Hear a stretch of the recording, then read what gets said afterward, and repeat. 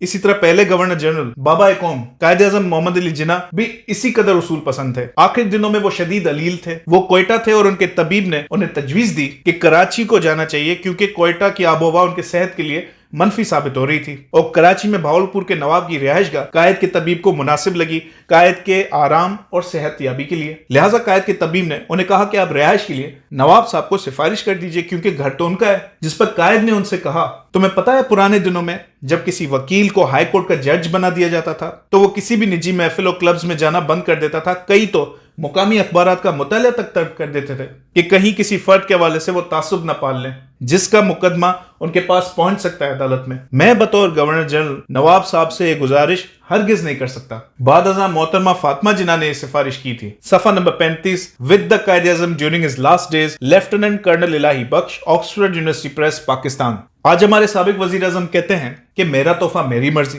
वो कहते हैं कि मैंने कौन सा गुनाह किया ताइफ खाकर। बेदरेक सरकारी वसाइल इस्तेमाल करते हैं अपना माल समझकर। लॉन्ग मार्च धरने और जलसों में सरकारी वसाइल पानी की तरह बहाए जाते हैं। हत्ता के मौसूफ के हालिया रावलपिंडी जलसे में कुर्सी तक सरकारी थी। केपी सरकारी हेलीकॉप्टर का इस कदर इस्तेमाल करते हैं मौसूफ कि सूबाई हुकूमत को कानून बनाना पड़ा। अब इस कानून के तहत कोई सवाल नहीं हो सकता कि कहां कहां किस किस को हेलीकॉप्टर दिया गया, किस मकसद के लिए दिया गया। बाप का माल है, जैसे चाहे इस्तेमाल करें। हाँ, पैसे आपकी और मेरी जेब से निकलेंगे। और इन लोगों के गाने तो जरा सुने। साफ चली, शफाफ चली, तहरीक इंसाफ चली। गालबन मुनाफिक की यही निशानी है कि वो कहता कुछ है और करता कुछ और है। लेकिन पाकिस्तान के चौथे वजीर आजम जनाब चौधरी मोहम्मद अली ऐसे ना थे। कुदरतुल्लाह शाह सफा 472 ता 473 शाहबनामा छठा शुमारा 2015 में लिखते हैं कि एक बार उन्हें यानी चौधरी मोहम्मद अली साहब को इलाज के लिए बैरून मुल्क जाना जरूरी हो गया, लेकिन वसाइल की कमी उनके रास्ते में हायल थी। जब सदर सिकंदर मिर्जा को इस सूरत का इल्म हुआ तो उन्होंने खुद उनके यहाँ जाकर कोशिश की कि उनके खराजात के लिए हुकूमत की इमदाद वो कबूल कर लें, लेकिन चौधरी साहब ने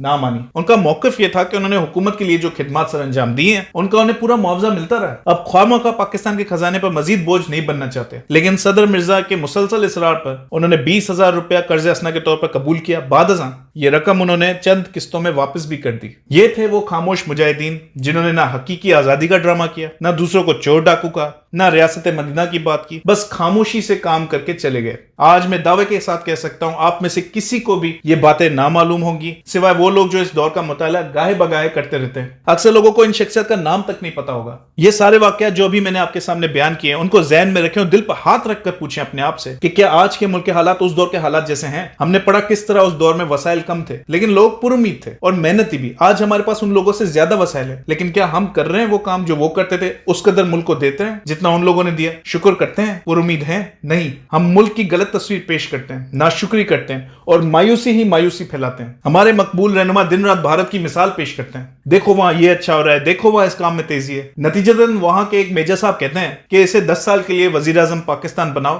ताकि हमारा काम आसान हो। लेकिन कभी किसी भारतीय सियासतदान से आपने सुना कि हमारी फौजी जहाजों को फ्लाइंग कॉफिन्स यानी उड़ते हुए ताबूत कहा जाता है? सीखो पाक फिजाइया से। अभी 30 अक्टूबर को भारत के वजीर आजम के सूबे गुजरात के ही मोरबी जिले में एक पुल गिरा, बदउनवानी आया हुई, 70 के करीब लोग मरे। लेकिन आप में से किसी को इस बात का इल्म है? किसी भी पाकिस्तानी को इस बात का इल्म नहीं होगा। लेकिन हमारी खबरें यहां से सीधा भारत पहुंचती हैं। हमारे सहाफी, टीवी चैनल्स और यूट्यूबर्स चीख चीख कर अपनी बुराइयों का ढोल पीटते हैं। हम अपने मुल्क के लोगों को नफसियाती तौर पर अपने मुल्क से दूर ले जा रहे हैं। हमारे मुल्क में भी बहुत कुछ अच्छा है, लेकिन हम ढूंढते नहीं। इंशाल्लाह मैं इस पर भी मजमून जरूर लिखूंगा। हम सिर्फ शिकायत करते हैं और कुछ नहीं। दूसरे मुल्कों को देखकर एहसास कमतरी का शिकार होते हैं और जो अपने पास है उसकी कदर नहीं करते, मायूस हैं। याद रहे, नाशुक्री कौमें कभी तरक्की नहीं करती, ना ही मायूस कौमें कभी आगे बढ़ती हैं, क्योंकि मायूसी भी कुफ्र है और नाशुक्री भी। जिन कौमों ने तरक्की की उन्होंने जो उनके पास है उसकी हिफाजत की। देखें वो कैसे अपनी पुरानी इमारतों को कायम रखने पर मेहनत करती हैं, कैसे अपने पुराने लोगों के घर, दस्तावेजात और खतूत को महफूज रखती हैं वो कौमें। हमने अजीब से दानिश्वर पैदा किए हैं। बाहर जाकर उधर की इमारत, कारोबार वगैरह के सामने खड़े होकर कहेंगे कि देखें ये है तरक्की याफ्ता मुल्क और देखो हमारा हाल। ये बिल्कुल ऐसा है कि हम किसी अमीर के घर जाएं जो गुर्बत से अमीरी तक पहुंचा हो, मेहनत करके पैसे बचाकर और लगाकर, और हम उसके घर और गाड़ियों पर तवज्जो दें। कभी हमारे दानिश्वरों ने यह देखा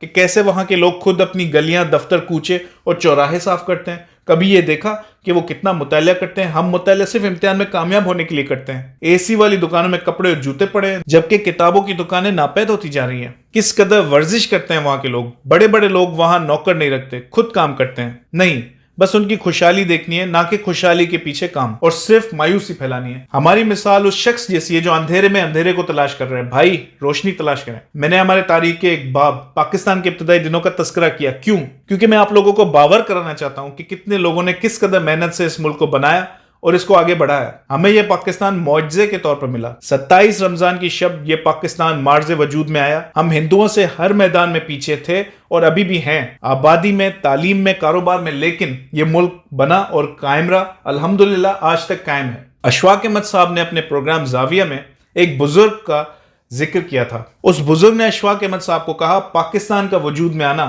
एक मुआजिजा था, इतना बड़ा मुआजिजा जितना बड़ा कौम समूद के लिए ऊंटनी के पैदा होने का था। सफा नंबर 197, जाविया, जिल्द अव्वल, 2016, संगे मील पब्लिकेशंस, लाहौर। उस बुजुर्ग ने मजीद ये भी कहा कि अगर हम लोगों ने इस ऊंटनी के साथ वही किया जो कौम समूद ने किया तो हमारा अंजाम भी वही होगा। कुरान का मुताला करें, सुने उलमाए कराम से कि कौम समूद का क्या अंजाम हुआ था। वो लोग जो पाकिस्तान को अपनी मैली और गंदी सियासत और इक्तदार की खातिर एटम बम का शिकार बनाना चाहते हैं, जो यहाँ नफरत की सियासत और हर बात पर चोर, डाकू और गद्दार के फतवे देने की रविश कायम करना चाहते हैं, वो डरे उस वक्त से जब अल्लाह की लाठी जो बेआवाज होती है उन पर ऐसे गिरेगी कि उनके हाथ कुछ नहीं आएगा। अल्लाह हमें इस मुल्क को कायम रखने, इसके नजरिए और सरहदों की हिफाजत की और इसके खुशहाली की तहफ़्फ़ुज़ की तौफीक अता फरमाए। आमीन।